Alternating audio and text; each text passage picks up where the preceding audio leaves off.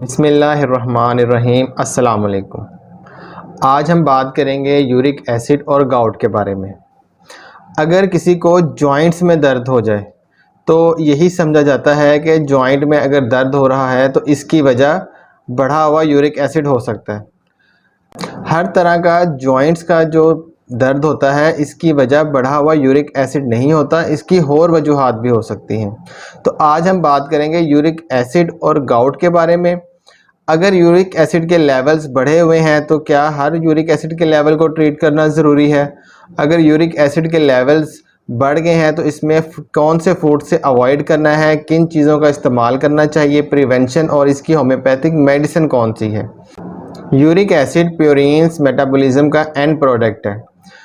Uric acid हमारे blood के अंदर डिज़ोल्व फॉर्म के अंदर होता है और इसको किडनीज फिल्टर करके यूरिन के साथ यूरिक एसिड को निकाल देती है। लेकिन प्रॉब्लम्स उस वक्त होते हैं जब हमारी बॉडी के अंदर यूरिक एसिड की जो प्रोडक्शन है वो ज़्यादा हो या हमारी किडनीज प्रॉपर यूरिक एसिड को निकाल ना रही हो। इस वजह से जो हमारी बॉडी का यूरिक एसिड का लेवल है वो ज़्यादा हो जाता है। यूरिक एसिड जब बॉडी में ज़्यादा होता है तो यूरिक एसिड हमारी स्किन के नीचे डिपॉजिट होना शुरू हो जाता है या जॉइंट्स के करीब ये डिपॉजिट होता है क्रिस्टल्स फॉर्म के अंदर। यूरिक एसिड की वजह से जो आर्थराइटिस होता है उसको गाउट कहा जाता है, इसको गठिया भी कहते हैं। यूरिक एसिड के सिम्टम्स की बात करें तो अगर किसी पेशेंट के यूरिक एसिड के लेवल्स बढ़े हुए हैं तो ये ज़रूरी नहीं होता कि उस पेशेंट के अंदर आर्थराइटिस या गाउट या किसी तरह के सिम्टम्स हो। ऐसा हो सकता है कि यूरिक एसिड के लेवल्स बढ़े हुए हों और किसी भी तरह के कोई सिम्टम ना हो। इसको एसिम्टोमेटिक हाइपरयूरिसीमिया कहते हैं। ऐसे पेशेंट्स जिनको अक्यूट गाउट के अटैक्स होते हैं, फॉर एग्ज़ाम्पल पेशेंट सोया है, सुबह उठते हैं तो उनके पाँव के जो बिग टो है, बड़ा अंगूठा है, उसके अंदर बहुत ज़्यादा दर्द हो, स्वेलिंग हो, रेडनेस हो या स्किन शाइनी हो और जो पाँव है वो बिल्कुल ज़मीन पे ना रखो, इतनी शिद्दत की उनको पेन हो।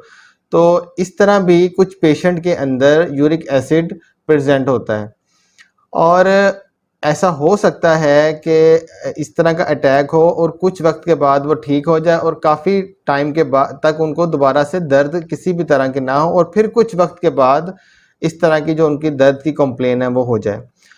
अगर एक्यूट अटैक्स होते रहें तो क्रॉनिक गाउट हो सकता है, जिस वजह से जो स्किन है या स्किन जो जॉइंट्स हैं वहाँ पे यूरिक एसिड डिपॉजिट हो सकता है और उससे जो चीज़ बनती है उसको टोफाई या टोफस भी कहते हैं। यूरिक एसिड के बढ़ने की वजह से यूरिक एसिड स्टोन भी हो सकते हैं। अगर किसी पेशेंट को ये लगता है कि उनके अंदर यूरिक एसिड बढ़े होने के सिम्टम्स हैं या ऐसा फील होता है उनको जॉइंट्स में पेन है तो उसके लिए ब्लड टेस्ट करवा सकते हैं। ब्लड टेस्ट के अंदर जो मेल्स हैं उनकी जो वैल्यू है वो 7 तक और फीमेल्स में 6 तक वैल्यू इसकी नॉर्मल है। अगर किसी पेशेंट के यूरिक एसिड के लेवल्स बढ़े हुए हैं तो अब फिर क्या करना चाहिए? देखिए, हर थोड़ा बहुत अगर यूरिक एसिड के लेवल्स बढ़ जाएं तो उसको मेडिसिन से ट्रीट करने की ज़रूरत नहीं होती। अगर आप डाइटरी मॉडिफिकेशन करें और कुछ लाइफस्टाइल को चेंज कर लें तो यूरिक एसिड के जो लेवल्स हैं वो कंट्रोल में आ जाते हैं। अब क्या डाइट खानी चाहिए, किस फूड से अवॉइड करना चाहिए? तमाम सी फूड जिसके अंदर ट्यूना फ़िश, सार्डिन फ़िश, छोटी मछलियाँ, सी फूड से आपको अवॉइड करना चाहिए। रेड मीट से अवॉइड करना चाहिए और ऑर्गन मीट के अंदर ये कलेजी, गुर्दे, फेफड़े और ओजरी, इस तरह के तमाम चीज़ें ऑर्गन मीट के अंदर हैं, इन चीज़ों से अवॉइड करना है। और अल्कोहल, जो लोग शराब पीते हैं, शराब नोशी करते हैं, ये भी यूरिक एसिड की बहुत मेन कॉज है। और फ्रक्टोज़, जिस तरह प्यूरिन से यूरिक एसिड बनता है इस तरह फ्रक्टोज से भी काफ़ी ज़्यादा यूरिक एसिड बॉडी में बनता है। तो तमाम फ्रक्टोज कॉर्न सिरप से अवॉइड करना है। अब फ्रक्टोज कॉर्न सिरप किन चीज़ों के अंदर होते हैं? तमाम बेकरी आइटम्स, प्रोसेस फूड के अंदर फ्रक्टोज होता है।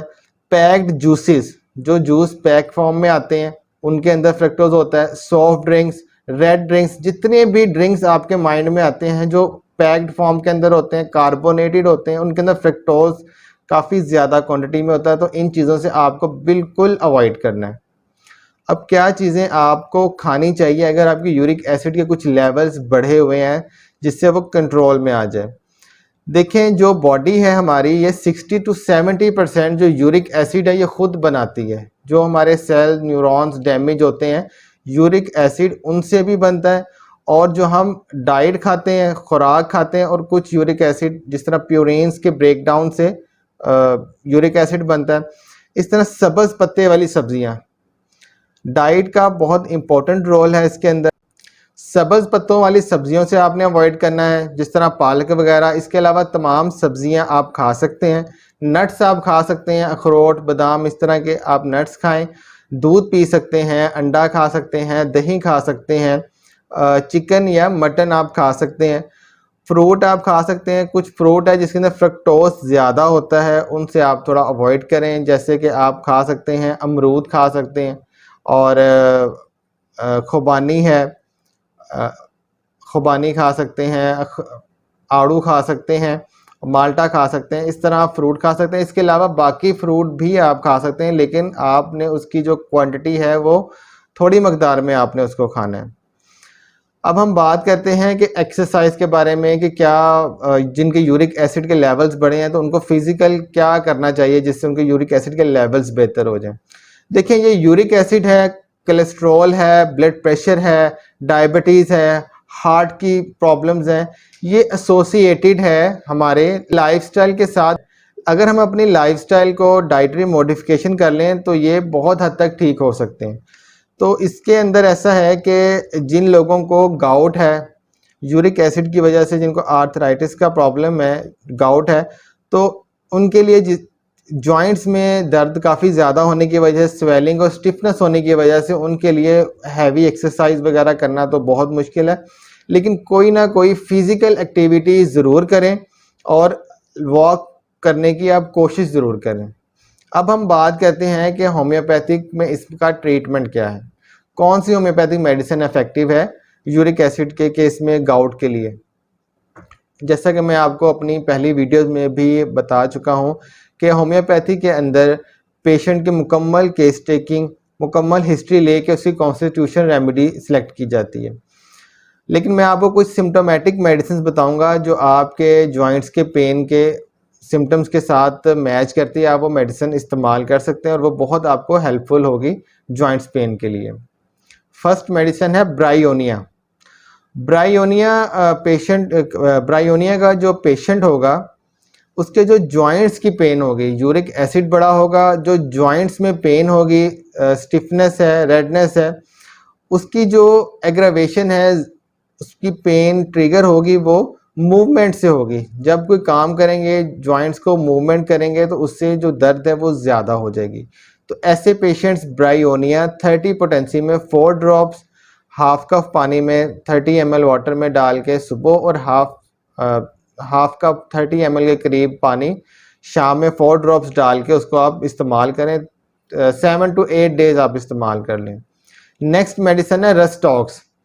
रस्टॉक्स के मेडिसिन के जो पेशेंट होते हैं, जो उनके जॉइंट्स की पेन है, चाहे वो पेन रिस्ट पेन हो, एल्बो में पेन हो, नीज की पेन हो, एंकल में पेन हो, घुटनों में जिस तरह मैंने आपको बताया दर्द हो, इसके अंदर जो डैम्पनेस, नमी का मौसम होगा उसमें पेन ज़्यादा हो सकती है। सर्दी से वो दर्दें ज़्यादा हो सकती है। ठंडे मौसम में ठंडा इन्वायरमेंट होगा तो वो पेन ज़्यादा होगी।